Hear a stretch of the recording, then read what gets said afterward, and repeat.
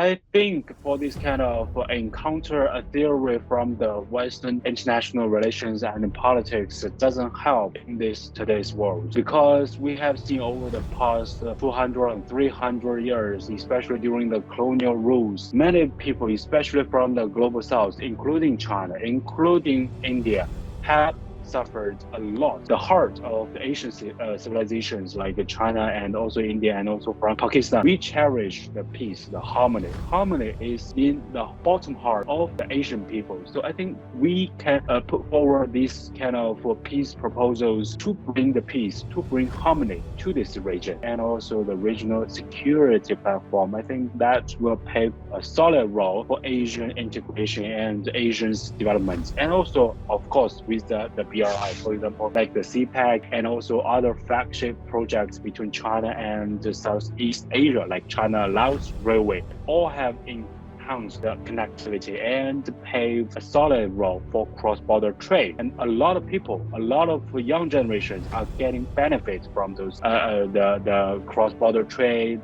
the e-commerce, and also because of the booming trade, we need more industrialization. And more industrialization, that means more job creation. And more job creation means our young people will have their jobs and they can have revenues to pay their daily necessities and for the education, for their families, for their kids. Right now, there are some people think we still need more money or we have spent a lot, but we need to look into a long term, like 3 years or 5 years. So just like if we go back to a decade ago when the BRI was first initially announced in Central Asia, no one have imagined in 10 years we have over $1 trillion projects around the world and has created so many jobs. And even for the CPEC, we can see Guadar port is there. Watch Federal Post.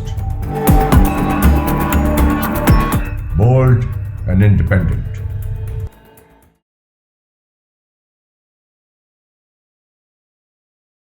Hello, good evening. This is Hassan Zafar and you are watching Talking Politics. I'm joined by Mr. Shen.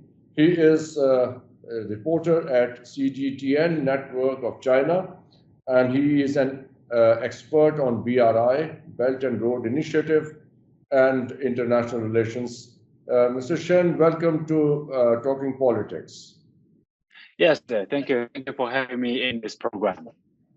My pleasure. So let's start talking about some of the discourses about the BRI project, how it's being projected by the West and in the region where we exist, primarily by the Indian government at present.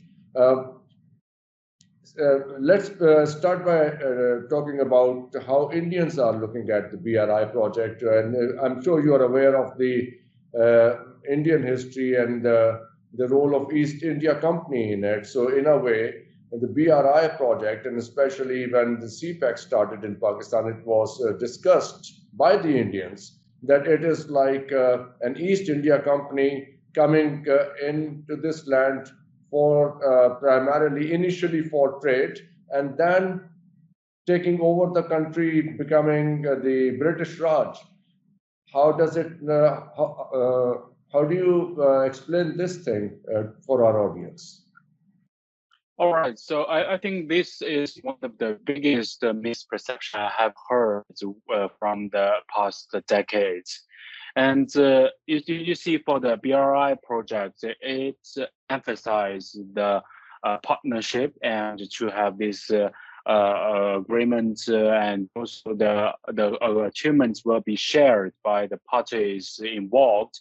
And also all these projects are negotiated based on the equal negotiation and also benefits by all the parties involved.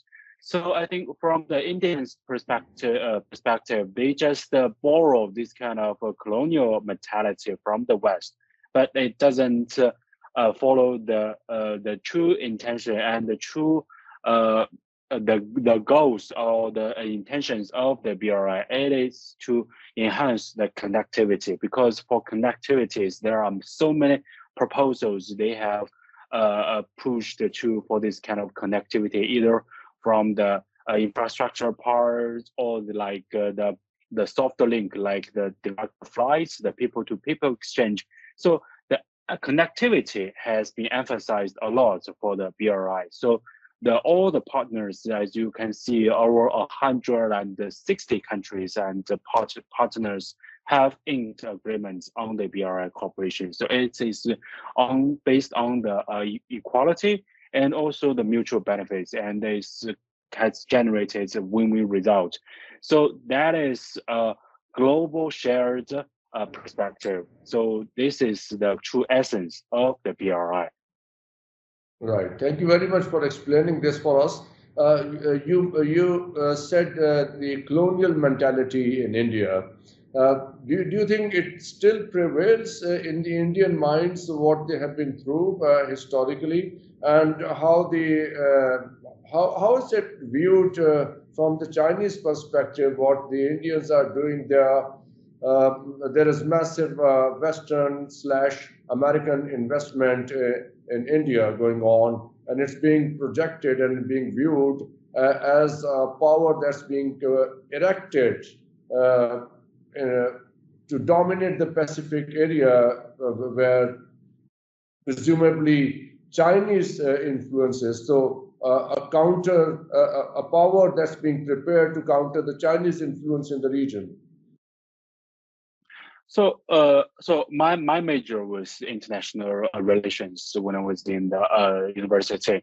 So I think for this kind of encounter a theory from the Western international relations and politics, it doesn't help in today's world, because we have seen over the past 200 and 300 years, especially during the colonial rules, many people, especially from the global south, including China, including India, have suffered a lot from this kind of divide and rule, and also this encounter or camp theory from the Western, the traditional international relations theory. They always want to set a target. They always want to set an enemy, and to have this kind of competition or this kind of the power politics, and to have this kind of balanced politics. So this doesn't really help, especially today. We can see the tensions in today's world, like the conflicts between Russia and the Ukraine, the tensions in Europe, and the tensions between Palestine and Israel, the Gaza crisis, as we can see the latest airstrikes. So we have suffered enough. And here I would say, the China and India from the 1950s, we have jointly proposed the coexistence, the 5 principles of coexistence. So it is the Asian era to have this cooperation, to have this kind of enhanced mutual trust and mutual understanding. So we cannot be bound by this kind of Western power politics or this encounter theory. So this doesn't help for this Asian philosophy, because from the heart of the Asian civilizations like China and also India and also from Pakistan, we cherish the peace, the harmony. Harmony is in the bottom heart of the Asian people. So I think we can put forward these kind of peace proposals to bring the peace, to bring harmony to this region. Yes. So you think the Western nations have played an active role in making this region an uneasy neighborhood for all the countries, China, India, Pakistan, Afghanistan, and look at Iran and all the neighborhood. There's a history of repeated Western intervention in this region.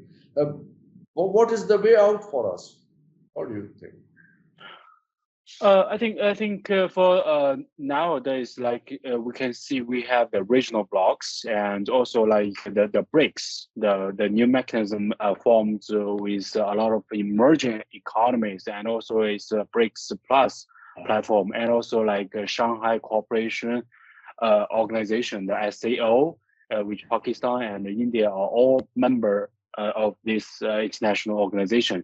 So I think for those kind of regional regional organization platforms, they can play a very active role. For example, the BRICS are mainly emphasizing the economic development, and for the SCO is mainly about to target the anti-terrorism and also regional security with the economic development and also the regional security platform. I think that will play a solid role for Asian integration and Asian's development. And also, of course, with the BRI, for example, like the CPEC and also other flagship projects between China and Southeast Asia, like China-Laos Railway, that all have enhanced the connectivity and pave a solid role for cross-border trade.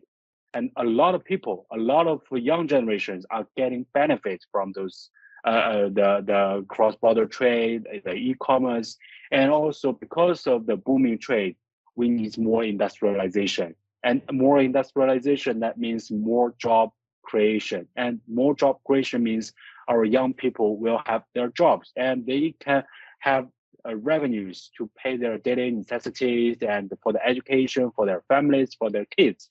So that will bring the fundamental, will change the fundamental circumstances. Yes, that's the ultimate goal and objective, and it should be like that. Prosperity of the common people of all these countries. I would like to know that how many countries have benefited from the BRI projects so far. I have a figure in front of me. The BRI reached a 1 trillion US dollar mark, and what is the financial breakdown of the entire project against various phases, and what are some of the countries that have benefited economically from it?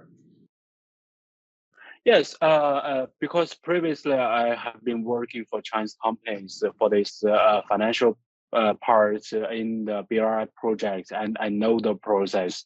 So for BRI, there are various financial form like the EPC plus finance model for some hydropower plants or some highways, railways, and also there are some investments parts in the BRI projects. And also there are some involved the government aid between the two sides or the multilateral parts, and also with the third-party cooperation. For example, some Western countries like France, they didn't ink the BRI cooperation with any countries like China or any other countries, but France, the government and the companies, they have joined the third-party cooperation like China and France. Their companies, their financial institutions have been cooperating in Nigeria quite well, and with also Singapore companies involved for the special economic zone, for the harbor, the operation, the construction, and also the industrial areas. So these have paved a lot of solid foundation for various financials because the BRI has advocates that we need many partners to be involved, and every partner, they can contribute and plays a very active role in the BRI. So for the financial gap, we all know there are a huge financial gap. So that's why we need the various financial parts. For example, from the AIIB, from the ADB, from the World Bank, from the IMF, they have actually indirectly or directly involved in the BRI projects. And even for the US companies, even though the US government has very active to demonizing the BRI and say that some negative words on BRI, but actually along many projects, the American companies are also benefiting. For example, they're like the Caterpillar, their equipment, and also their technicians, they are also benefiting from like the subcontracting those projects and to sell their equipment and the technologies to those projects. So actually, the BRI is a project that benefiting all. That is the reality, and that has been reflected by many business people and also our business friends from the financial part, from the enterprises. Right. So, what are the key areas in which the BRI, under the BRI, that's being where most of the investment is going? renewable energy, mining and related technologies, and microchips. What are the key areas under the BRI where the investment is going in the future? Yeah, I think in the future there are three major priorities. The first is about the infrastructure, especially the highways, the railways, and also the airports, seaports to enhance the connectivity because the connectivity is still very essential in many countries' development. For example, between the China and Pakistan, the border area and also the border post, we need to upgrade the seasonal land port to a seasonal opened land port to a whole year opened port and with the custom office there and also industrial zone areas. So number two, the second priority is about energy because for the BRI, like the phase two of the CPEC and other projects, the energy, the stable energy supply, like the electricity, like the power supply to the people, is still very essential, especially for the industrialization to our daily the commerce, the business area. And renewable energy will play a very essential role because from the Chinese government and also its financial institutions, we will not fund the coal-fired power plants in the future, and we will put more efforts in renewable energy development and also the clean energy development, like the hydropower plants, like the nuclear power plants. They're all eco-friendly and also with renewable energy. And I think the number three is about cultural to cultural exchange and also the exchanges between the civilizations. Because the essence of the BRI cooperation with all partners, that is about the development mentality, it's about the philosophy of the governance, and also about how do people will benefit from those developments and the exchanges between the different civilizations will play a very essential role in the coming days. So that's why in the BRI, the five connectivity, they emphasize the people-to-people connectivity, especially for the young generation. Mr. Shen, earlier you used the phrase demonizing, the West is demonizing the BRI, and I'm sure you are very well aware of how how a narrative was built against the CPEC projects in Pakistan when it initiated in 2014, and there was a whole campaign against it from various quarters, from within Pakistan. Some people, we don't know their objectives of the voices were they were lending their ears to someone else. And there was a campaign emerging from the United States and the Western countries that China is going to put Pakistan in a debt trap. Several things we heard, and therefore we know that over a period, 10 years now, almost a decade, the projects slowed down in Pakistan. There have been regime change, there have been political instability. How is all that being looked at from the Chinese perspective? Well, from the different narratives, so let's have a more detailed understanding about this one. Some voices, they are really demonizing China. They have the very some negative intention. For example, the debt trap that was invented by an Indian scholar. And a few weeks ago, he told one of my friends that he didn't imagine that this theory, so many people would like to advocate and use like a political game against the China. He even didn't imagine that one because I have been in these financial areas for many years, and I know this theory doesn't work from the economic practice and from the financial part because no banks would like to have a bankrupt from their clients, and that will set the trap for themselves, not for the clients. Like for any country cannot be in this kind of so-called trap. So this doesn't exist from the theory and also practice. So the other one is about misunderstanding, or some people lack of the information, because the BRI is still a new initiative, and it's still evolving, and a lot of projects are involved. And there is a huge project, as you mentioned, has been over $1 trillion. That is unprecedented in human history. So people have different voices, different understandings, or even some misunderstanding. It is quite normal. So what we need to do is to clarify, to ask, even to help those people to go to the site, and seeing is believing. So in the past decades, as we can see, the CPEC phase one, even though we have a lot of setbacks, some puzzles, or even some delays, but now you can see a lot of projects, even for the huge projects, they were completed in advance. For example, the airports in Guadalajara Port, near Guadalajara Port, that I know is like 1 or 2 months completed in advance.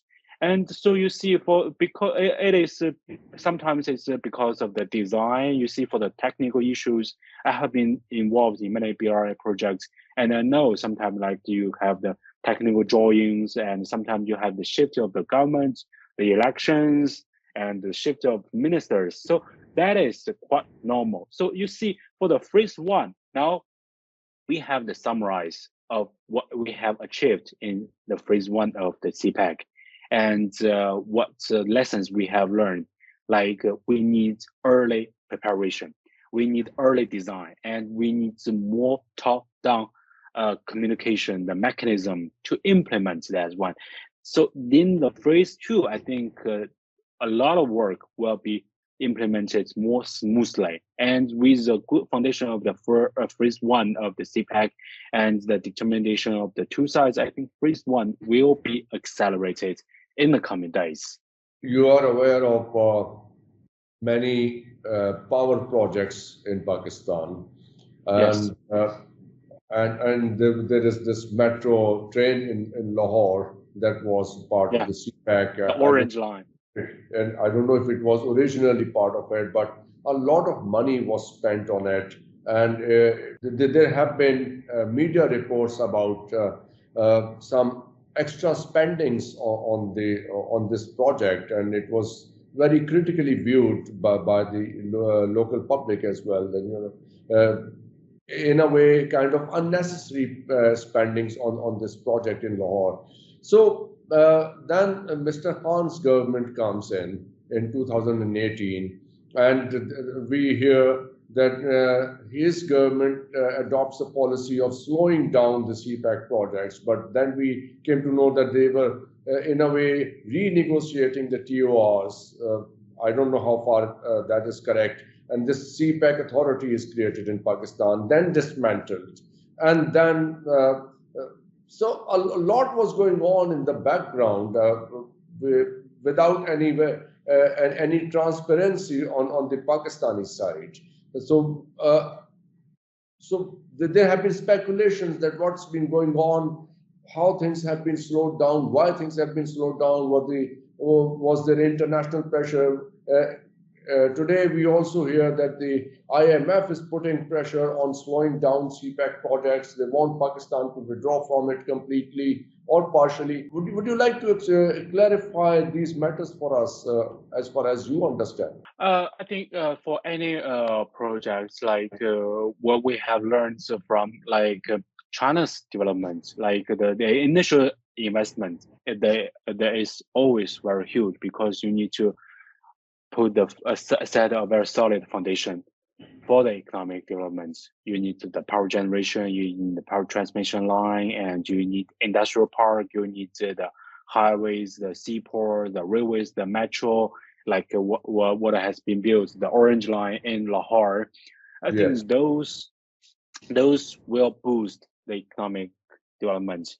And for the metro development, in China's perspective, and also in China's practice, the metro, the income from the metro sometimes there is many coming from the land price rising along the route, and the business areas and the tax. So China's development philosophy is we look it at a package design.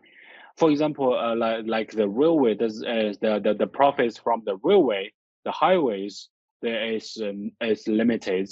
But when the highway or the metro or the railway are completed, this will facilitate the logistics. That will reduce the cost of the daily spendings, and that will generate a lot of income and also like the tax, and also the land price along the route will go up, and the business will flourish along the route, and that will create a lot of jobs. So in the whole region, that the railway, the metro, the highway will be like injecting a momentum to the regional economy, like a pipeline to pump those kind of economic momentum.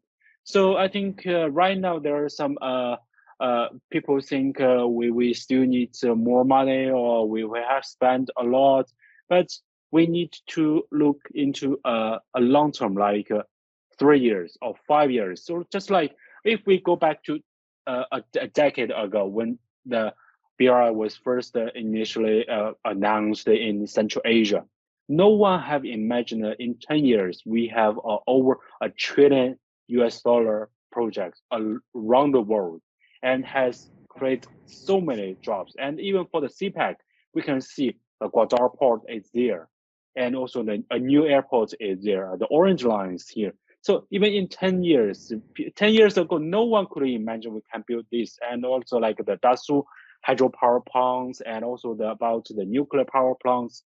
The nuclear power plants, as I have heard, just passed some technical tests, and is already connected to the Pakistan state grid. So I think we should give this a huge project some time. Like we can see for the CPEC, has been over some 10 or $20 billion US dollars. So it's a huge project already. So in the first one, there are also incoming projects. And now with the first one, a lot of projects are still generating incomes. Like the Guadar port, you see, has become a main hub, not only for Pakistan, but also for Afghanistan. People the will bring the fertilizers, the cargoes from Qatar all the way to Afghanistan. So it has become kind of a regional hub. So I think we can give the CPEC some more time, and a lot of income, a lot of prosperity will generate it. That makes perfect sense. What are the major hindrances in this in the progress of CPEC? Is it Pakistani bureaucracy, some red tapes here, political changes, or administrative problems, or some intervention or influence of the Western powers or regional powers? How do you see that? I think the challenges you mentioned is quite common in many countries, and you see for those BRI cooperation, taking some examples of China's cooperation with other countries under the BRI framework, like in Central Asia, like in the Gulf area and African countries, they are all streamlining their administrative approval procedures, streamline and to enhance the effectiveness of their governance, to the policy implementation, the policy design, policy implementation, and especially from the central government level, from the federal government level to the provincial and to the community, to the township level. So implementation, the leadership, and to streamlining the bureaucracy and to increase the efficiency, it is quite essential.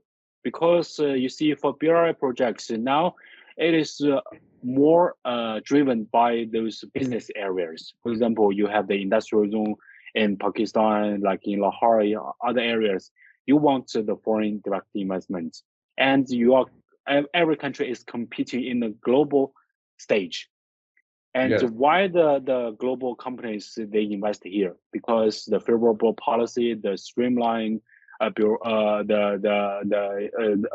high efficiency of the governance. So you see, for the CPEC now is open to the third party cooperation, like what we have heard, like from the Saudi Arabia, from Qatar, from UAE, and also Kuwait. There are investments. There are the sovereign funds. They would like to invest, like in Qatar, in the CPEC, and for the energy part. And what they need, just like any foreign direct investment, they need a favorable policy, a security policy, effective government, and also the very good and very nice business environment. So I think in the coming days, like in the BRI, we also have this kind of cooperation between the custom office to streamline the custom clearance, to lower the cost for business people to do business. And also with this kind of document mutual recognition, and like the paperwork from the Pakistan side will also be recognized by China, and the Chinese those papers can also be recognized by the Pakistan authorities. So that will streamline a lot of procedures and to benefit the people doing this kind of projects and to do the business, especially like the cross-border trade, the e-commerce. So it's quite vibrant. Just like the neighboring Gulf countries, they are even now have the common visa system, like the Schengen visa, the Gulf countries. So I Yes. think we have a lot of work to do in the phase two of the CPEC, as recently the two foreign ministers have agreed that we have to facilitate the cross-border trade, people-to-people exchange, to enhance direct flights, and also to lower the cost for people to travel to each other country. So I think that is the ultimate goal, to bring the benefits to every individual between China, Pakistan, and all the people along this route. Yes.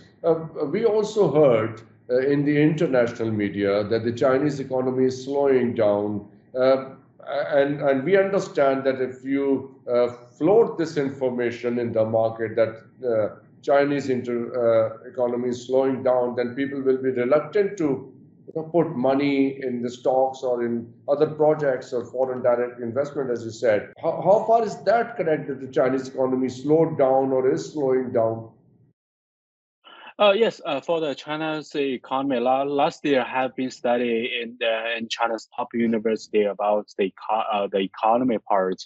Like you see, for the past few years, China's economy is about 5 to 5.5% yearly growth.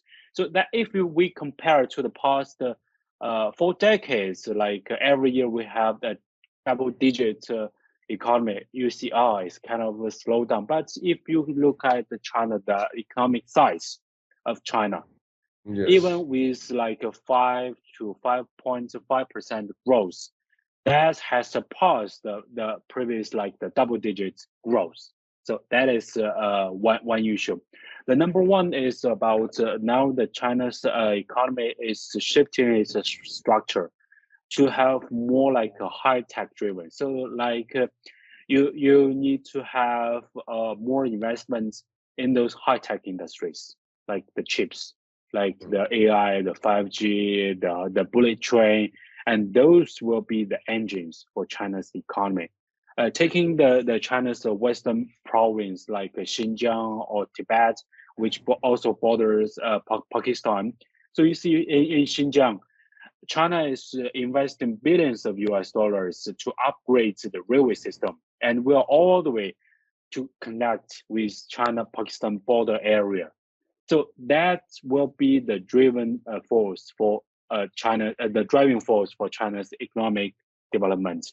And also China's development will also focus on importing high quality products. That's why in Shanghai we have the Shanghai Expo, and a lot of companies and the enterprises, they are seeking opportunities in China's huge markets. Like China in the coming 5 years, we will plan to import over $1 trillion US to goods. That is a huge market. So you see, for the Pakistan Mongol now is also on Chinese market. and also the other like the cashew nuts from Africa, and also another like the nuts from the Afghanistan. They all come to China by direct cargo airplane. So that is the driving force. That will be the driving force for China's economic development. And of course, China now is the for the financial and economic system. Yes, we are facing the challenges as a globally.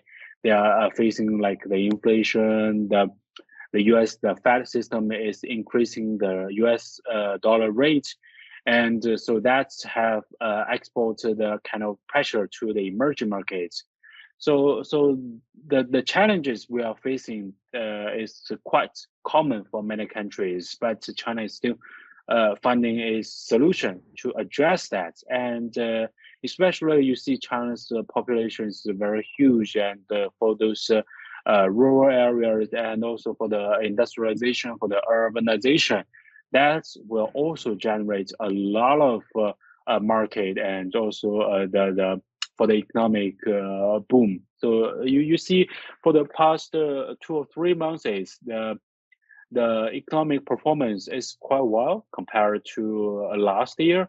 So I think China is on the right track for the recovery, and also to adjust its economic development. So that will put a lot of, and also for the enterprises, they are putting a lot of efforts on this one. Thank you very much, Mr. Shen, for joining me today and for sharing your thoughts and knowledge with us. I'm sure this is very helpful for everybody to understand where we stand and what is the possible and most workable way forward for both the nations. I would like to thank you once again, and thank you very much for watching me.